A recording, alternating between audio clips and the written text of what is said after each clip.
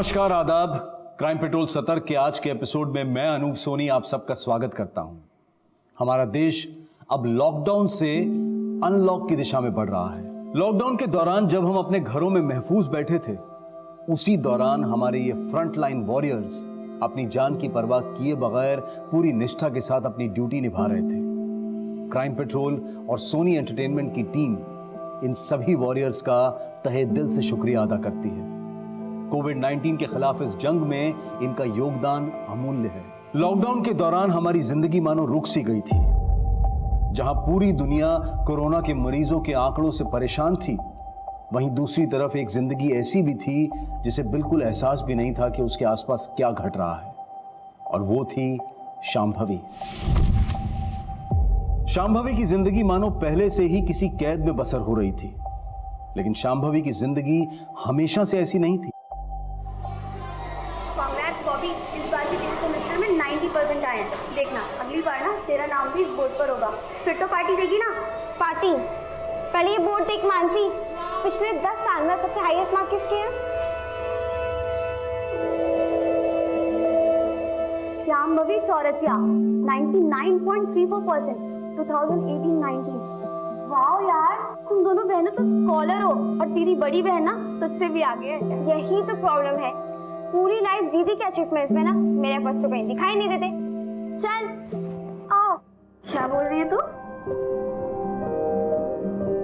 कुछ नहीं, वो तो मैं ऐसे तुझे पता क्यों नहीं, दीदी पीछे खड़ी है। वो तो माँ पापा का टेंशन था ना, इसलिए। तो क्यों इतनी टेंशन लेती है? These are just numbers। 5 साल बाद किसी को याद भी नहीं होगा कि तेरे कितने मार्क्स हैं। समझी? चले। ओए हीरोइन, या स्टडी करने आती है या बाल बढ़ाने आती है? विकास, तेरी गुंडागर्दी मुझ पे नहीं चलेगी, समझा? चल निकल।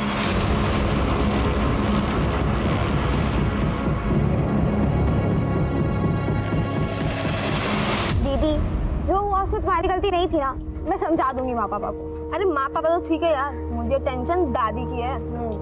लेकिन इतना कुछ होने के बाद भी तुम इतनी नॉर्मल कैसे रह सकती हो? जो दादी के ताने झेल सकता है ना, वो कुछ भी झेल सकता है।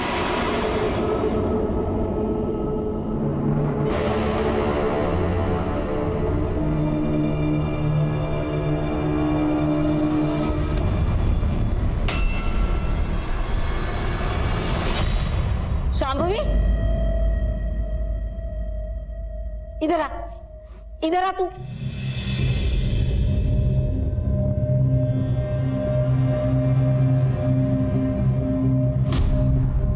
बाल काट के आ गई तू? हाँ, वो भी घर में किसी से पूछे भी ना। राजीव, आरती, इधर आओ। क्या हुआ अम्मा? हाँ माँ। कितनी बार कहा है तुमसे, लड़की जात है, उसको थोड़ा मर्यादा में रखो। देखा, आज जाके बाल कटवा के आ गई। चल जा अपने कमरे में।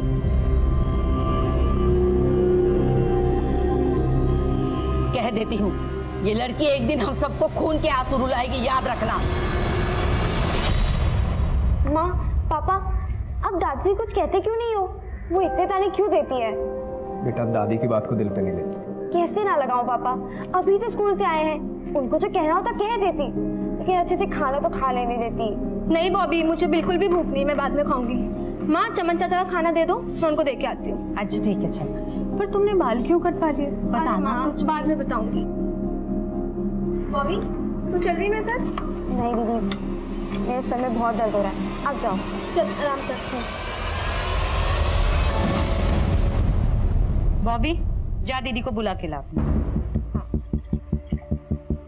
दीदी, दीदी। आई नहीं अभी तक। मैं बाहर देख के आती हूँ।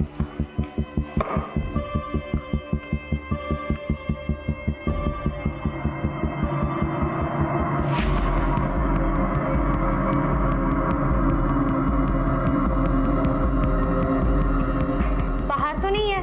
कहाँ गई होगी? मैं फोन करके पूछती हूँ। आप जिस नंबर को डायल कर रहे हैं वो इस समय स्विच ऑफ है। फोन तो बंद आ रहा है। यहीं कहीं होगी, मैं जाके देखता हूँ। मैं भी आती हूँ। हाँ चल बेटा।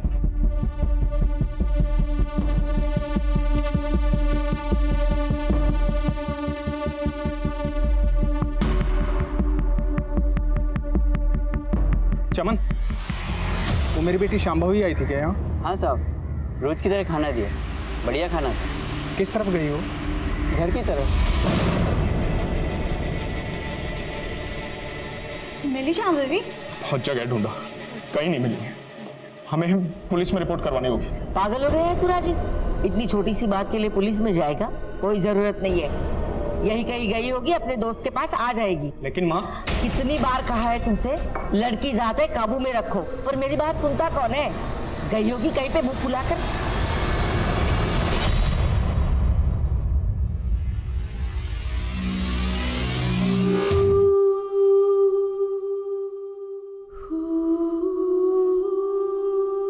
माँ प्लीज आप रोइए मत। आप प्लीज पुलिस के पास जाइए ना। पता नहीं मेरी बच्ची कहाँ होगी, कैसी होगी, किस हाल में होगी। बड़े मजे में होगी तेरी बेटी। दिन दहाड़े दरवाजे से कोई नहीं उठा के लेके गया उसे। और हाँ, पहले ही बता देती हूँ, पुलिस में जाने की कोई जरूरत नहीं है। खामखा बदनामी होगी।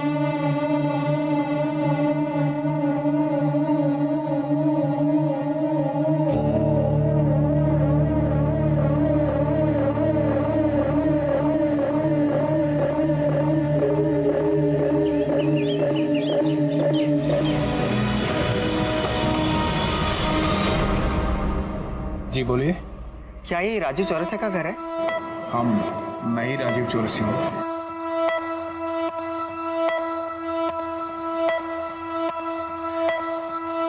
वो थोड़ी देर पहले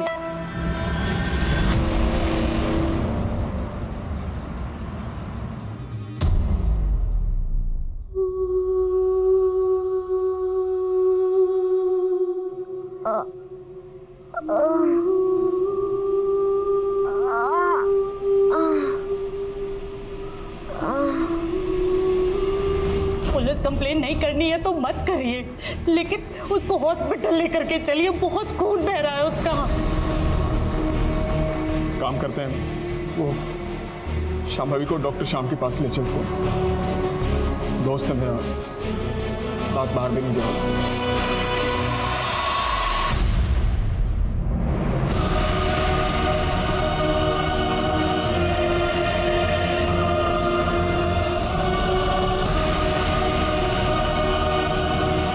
श्याम,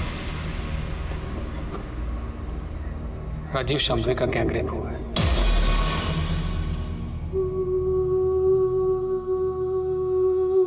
शायद 2 से ज्यादा लोग थे। बहुत तड़पाया गया उसे।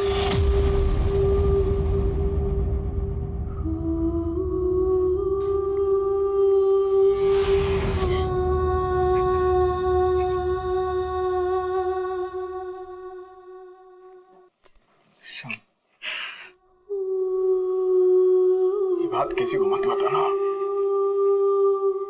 अपने घर में भी नहीं। ये तो कैसी बातें कर रहे हैं यार? ये वक्त समाज के बारे में सोचने का नहीं है। अपनी बेटी के बारे में सोच। 11 कांच के टुकड़े, 2 पेपर कप्स, 5 पत्थर के टुकड़े।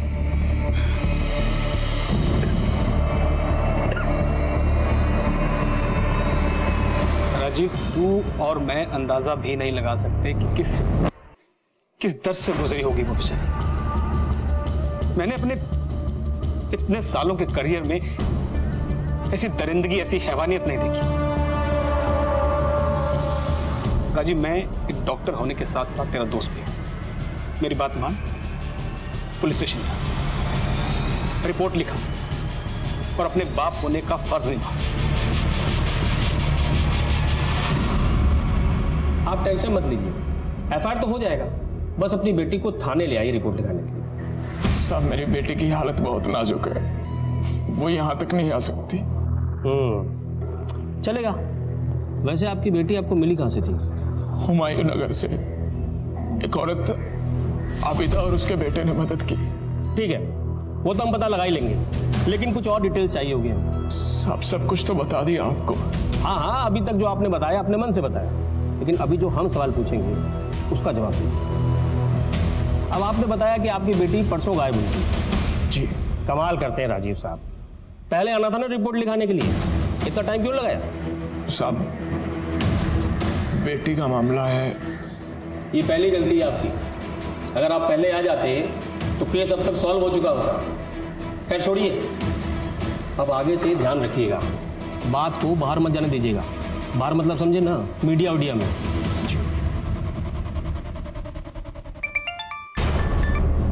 हाँ जी भैया बोलिए। Anshika, I need you. बड़ी मुश्किल से शांभवी के परिवार वालों को पुलिस में कंप्लेन करने के लिए मनाया, लेकिन पुलिस शांभवी के बयान का इंतजार कर रही है। वो शांभवी इस हालत में है ही नहीं। इनफैक्ट उसकी हालत तो इतनी नाजुक है। अंशिका, मैं चाहता हूँ कि ये केस खुलकर सामने आए ताकि पुलिस पर प्रेशर बने। भैया आप बिल्कुल फिक्र मत कीजिए, हम आपके और शांभवी के साथ हैं। Thank you Anshika. इटावा में हुए ब्रूटली गैंग रेप को 3 दिन बीत चुके हैं, लेकिन पुलिस प्रशासन अभी तक हाथ पे हाथ धरे बैठी। पुलिस ने अभी तक उस जगह का भी पता नहीं लगाया है जहां पर विक्टिम के साथ ये घिनौना अपराध हुआ। पुलिस के इस निष्क्रियता और दमन के खिलाफ हम आवाज उठाएंगे। मीडिया के दबाव और पुलिस के आक्रोश से पुलिस प्रशासन में खलबली मच गई। इंस्पेक्टर को इस केस से हटा दिया गया और एक स्पेशल इन्वेस्टिगेटिंग टीम का गठन किया गया, जिसकी कमान शहर के एसपी आदिल खान ने खुद संभाला। आदिल खान के लिए चुनौती कड़ी थी। शहर में तनाव का माहौल था और लोगों में पुलिस के लिए अविश्वास बढ़ रहा था। शांभवी को न्याय दिलाकर लोगों के मन में पुलिस के लिए एक बार फिर से विश्वास पैदा करना ही आदिल खान का मकसद था।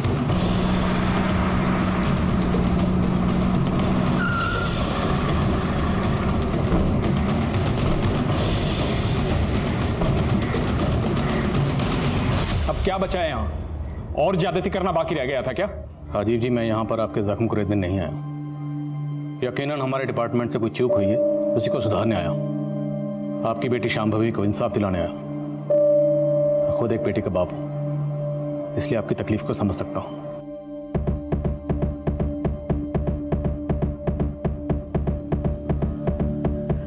आइए सर, आइए।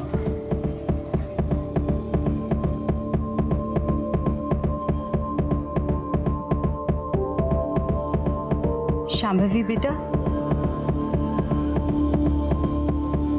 एसपी साहब आए हैं, तुमसे बात करना चाहते हैं।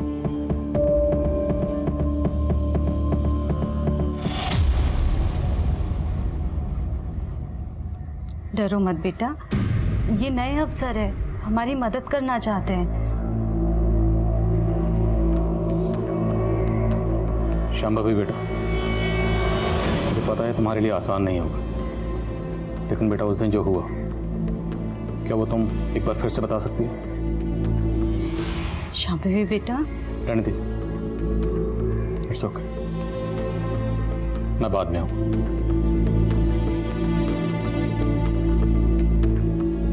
राजीव जी, जिस दिन ये हादसा हुआ, उस दिन क्या हुआ था?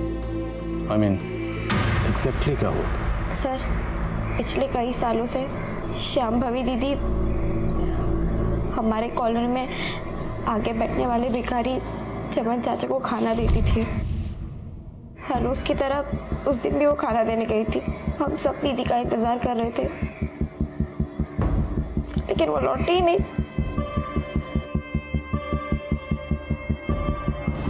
हाँ साहब, वो संभवी बेटी खाना देने तो आई थी। वो किसी से बात कर रही थी फोन में, लेकिन उस दिन के बाद नहीं आई। तूने शांभवी का अपहरण होते हुए देखा था? अपहरण किसने किया साहब? वो ठीक तो है? ज्यादा नौटंकी नहीं समझे, सीधे सीधे बोल। उस दिन तुमने किसी सफेद रंग की गाड़ी को देखा था? गाड़ी तो आई थी साहब, कौन से रंग की थी वो याद नहीं। गाड़ी का नंबर? नहीं साहब। रोज यही बैठता? जी साहब। चमन को खाना देने के बाद शांभवी अपने घर की तरफ गई और बीच रास्ते में किडनैप हो गई। जहाँ पे चमन बैठता है, शांभवी का घर ज़्यादा दूर नहीं, तो मुमकिन है इसने सब कुछ देखा हो, लेकिन शायद छुपा रहा है। सर, कहीं ये भिखारी उनमें शामिल तो नहीं? नजर रखो इस पे। और इसके मुताबिक शांभवी जब अपने घर की तरफ जा रही थी, तब वो किसी से फ़ोन पर बात कर रही थी। शांभवी की कॉल रिकॉर्ड्स निकलवा? जी सर, शांभवी उस वक्त उसकी क्लासमेट क्षमा से बात कर रही थी। क्षमा? सर, कॉल तो कनेक्ट हुआ था, लेकिन हमारी बात नहीं हो पाई थी। लेकिन मुझे याद है जिस दिन ये सब कुछ हुआ था स्कूल में बहुत बवाल हुआ था। क्या स्टडी करने आती है, बॉल बढ़ाने आती है? शाम बेबी बेटा, बेफिक्र रहो। मैं तुमसे ऐसा कोई सवाल नहीं करूंगा कि तुम्हें तकलीफ दे, लेकिन फिर भी तुम्हें जहां भी लगे हम इस पूछताछ को वहीं बंद कर सकते हैं। ओके बेटा, तुमने विकास खरे के बारे में पीएस शबीर अहमद को बताया था? सर, विकास ने धमकी दी थी, लेकिन तब लगा नहीं था कि वो ऐसा भी कुछ कर सकता है। लेकिन कुछ दिन पहले जब उसका मैसेज आया। मैसेज?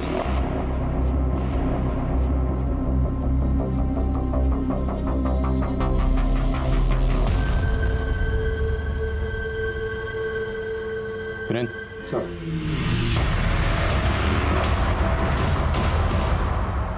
शाम बेबी बेटा, क्या अब तो मुझे बताओगे कि उस दिन तुम्हारे साथ क्या हुआ था?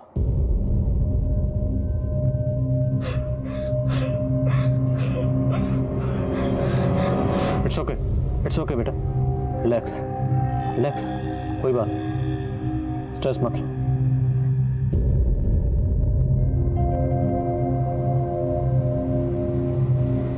चलो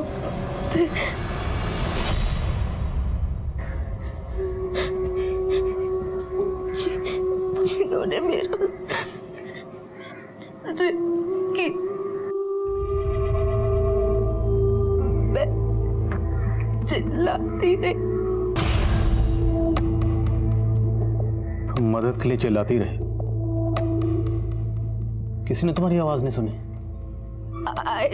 आए थे कुछ लोग, आवाज सुन के मेरी मदद करने। कौन थे वो लोग? अच्छे लोग, बहुत। सर, शांभवी ने कहा कि बहुत सारे लोगों ने उसकी मदद की, लेकिन आबिदा के घर पे वो अकेले गई थी। अगर बहुत सारे लोगों ने उसकी मदद की थी तो अभी तक सामने क्यों नहीं आए? शायद किसी के दबाव में हो। कोई बात नहीं, एक बार क्राइम सीन का पता चल जाए तो सब के सब मिल जाएंगे। तुम वाइट मैन क्राइम सीन का पता करो, और सुनो, वो विकास करें, बुलाओ उसे पुलिस स्टेशन। सर। बोल, शांभवी से तेरी क्या प्रॉब्लम थी? सर, टेंशन थी और मेरे और श्याम भाभी के बीच, लेकिन मेरा उस इंसिडेंट से कोई लेना देना नहीं है सर। तो कहाँ था उस दिन? सर, मैं तो अपने घर पर ही था सर। तो मतलब तूने कुछ नहीं किया? तब तो तुझे डीएनए सैंपल देने में कोई प्रॉब्लम नहीं होगी। और वो मैसेज, शांभवी को मैसेज क्यों भेजा था? वो मैसेज सर सिर्फ मैं मौके का फायदा उठा रहा था सर। मुझे लगा उस वक्त मैं उसे धमका भी सकता हूँ और नीचा भी दिखा सकता हूँ सर। तेरी इस हरकत के लिए ना तेरा नक्शा बिगाड़ सकता हूँ मैं, समझे तुम?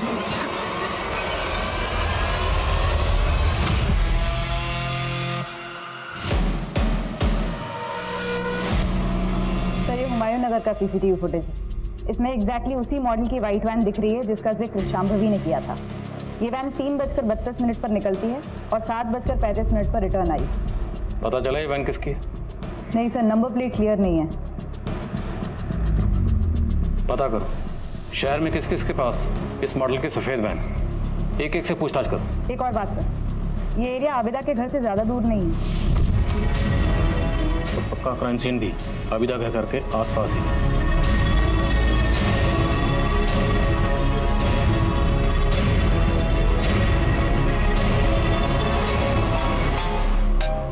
Yes Nikita, good.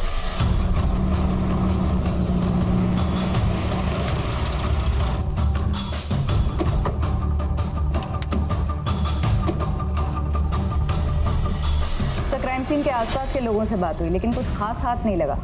उस दिन वहाँ पर एक शादी थी जहाँ दिन भर डीजे बज रहा था और लोग उसी के फंक्शन में व्यस्त थे। जितने भी लोगों से बात हुई उन्होंने कहा कि डीजे की ऊंची आवाज़ के आगे किसी लड़की के चीखने चिल्लाने की आवाज़ सुनाई नहीं दी। मैम, कैटरिंग वालों से बात हुई, इनका विजिटिंग कार्ड मिला था? हाँ सर, उस शादी में केटरिंग उसी की थी। इनफैक्ट वो उस दिन वहाँ मौजूद भी था। वो कह रहा था कि उसने तकरीबन 50 लोगों को अपना विजिटिंग कार्ड दिया होगा। Auto auto auto auto auto, uncle uncle airport चलोगे? पहले घर पे चलना, मुझे सामान उठाना, फिर एयरपोर्ट चलते हैं। चलो। मुलजिम शांभवी को उठाकर इसलिए वो जानबूझकर उसे वहां लेकर गए ताकि शादी के शोरगुल में लड़की की चीखने की चिल्लाने की आवाज़ कोई नहीं सुने। अपने खबरियों को वहां एक्टिव करो, उन्हें कहो कि कुछ भी पता चले तो तुरंत इन्फॉर्म करें। सर अपनी खबरियों से एक इम्पोर्टेंट बात पता चली। तूने तो कहा था कि तूने कुछ नहीं देखा, फिर ये फोन? सच बोल रहा है साहब, मैंने कुछ नहीं देखा था। मुझे तो ये भी नहीं पता ये बिकिया रानी का फ़ोन है। मुझे पड़ा मिला, उठा लिया साहब। माँ की कसम सच बोल रहा है साहब। एक सच और बोल, तेरे पास इतने पैसे कहाँ से आए?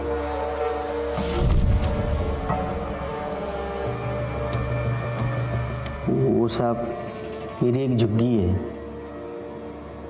वो किराए पे चढ़ाया है। ये सब पैसा किराए का है साहब। तो ये भीख मांगना तेरी हॉबी है क्या? बस समझ लीजिए साहब, भीख मांगकर खाने की आदत पड़ गई।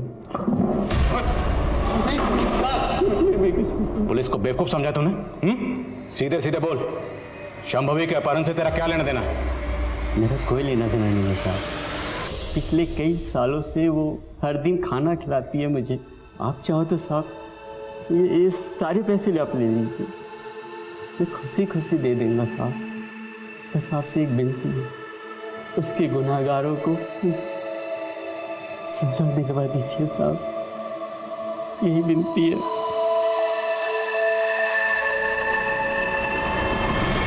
ये सब मेरी गलती है। मैंने तुझे हमेशा डांटा, कभी तुझसे प्यार नहीं किया। तुझे ना जैसे कपड़े पहनने पहन, तुझे जैसे बाल काटने हैं काट ले, मैं तुझे नहीं टोकूंगी। बस तू ठीक हो जा। अब पछताने से क्या फायदा अम्मा? आप यहाँ से चली जाइए, चली जाइए।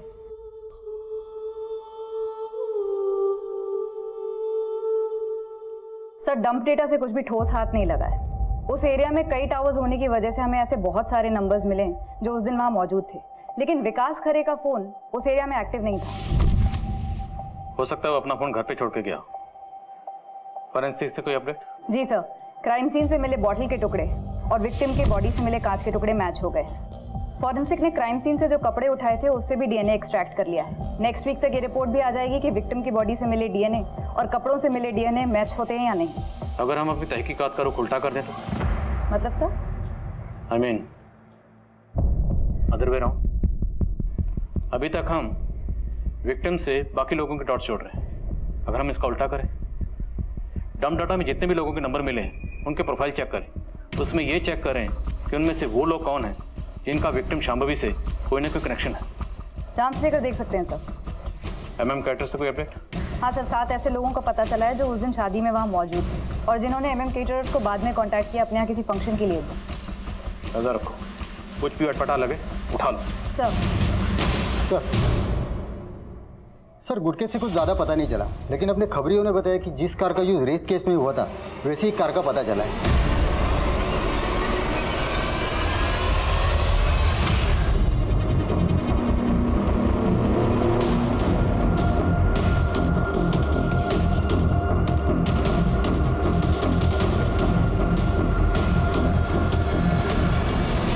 की हालत फिर से बिगड़ने लगी है। लगता है वो अपनी उम्मीद खोती जा रही है। लेकिन डॉक्टर आप तो कह रहे थे कि उसकी हालत में सुधार आ रहा है। हाँ कहा था कि उसकी सभी रिपोर्ट्स इंप्रूवमेंट दिखा रहे हैं, लेकिन उसकी हालत में बिल्कुल भी सुधार नहीं हो रहा। यहाँ तक कि वो अपने पैरों तक को हिला नहीं पा रही, मानो वो चाहती नहीं कि वो ठीक हो साइकोलॉजिकली। सर दवाइयाँ अपना काम कर रही हैं, लेकिन इंसान ठीक होता है अपनी विल पावर से। रेप और ह्यूमिलेशन ने उसके ब्रेन के एक हिस्से को बुरी तरह डैमेज कर दिया और वो तब तक नहीं भरेगा जब तक वो खुद नहीं चाहे।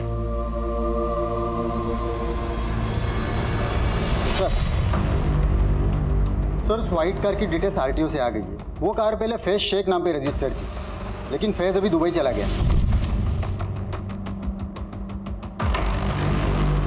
क्राइम में जिसकी गाड़ी इस्तेमाल हुई वो हमारे हाथ से निकल गया। सर और एक बात पता चली, फैज़ के दुबई जाने के बाद उसी एरिया का और एक आदमी अकरम बेग, उसने भी दुबई के वीज़ा के लिए अप्लाई किया था। सर खबरियों ने बताया कि 1 महीने पहले तक उसका दुबई जाने का कोई प्लान नहीं था और ना उसके पास पैसे थे। मुझे शक हुआ तो मैंने क्राइम सीन के डम डाटा में उन दोनों का नंबर चेक किया। ये अकरम और फैज़ दोनों मौजूद थे वहाँ पर? हाँ सर। उठाओ इस अकरम को। सर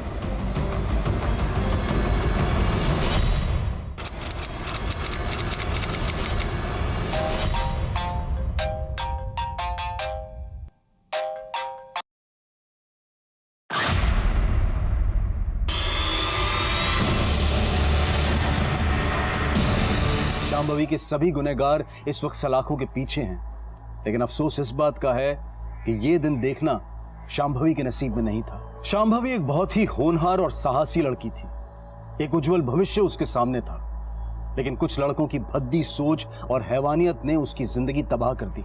लड़कियों के साथ छेड़छाड़ की घटनाओं के बारे में हम अक्सर अखबारों में पढ़ते रहते हैं और शायद यही कारण है कि हम इस समस्या को एक आम समस्या मानने लगे हैं, जबकि सच्चाई ये है कि ये घटनाएं हमारे समाज के चरित्र को दिखाती हैं। कॉलेज जाने वाली लड़की हो या फिर काम करने वाली महिला, हर औरत को कभी ना कभी इस समस्या का सामना करना ही पड़ता है। कुछ महिलाएं तो छेड़छाड़ करने वालों को मुंह तोड़ जवाब देती हैं और डटकर उनका मुकाबला करती हैं, पर ज्यादातर महिलाएं चुप रहना ही बेहतर समझती हैं। लेकिन चुप्पी समझदारी नहीं है, ऐसा करने से इन घटनाओं को और बढ़ावा मिलता है। इस समस्या से निपटने के लिए यह बेहद जरूरी है कि हम ईव टीजिंग के खिलाफ जीरो टॉलरेंस पॉलिसी अपनाएं और साथ ही साथ छेड़छाड़ करने वालों के खिलाफ पुलिस को भी सख्त रवैया अपनाना होगा, तभी महिलाओं के लिए एक सुरक्षित माहौल बन पाएगा। इसी विचार के साथ अब मैं अनूप सोनी आपसे विदा लेता हूं। फिर मुलाकात होगी क्राइम पेट्रोल सतर्क में एक और नए केस के साथ। तब तक अपना ख्याल रखें, सतर्क रहें, सुरक्षित रहें। जय हिंद।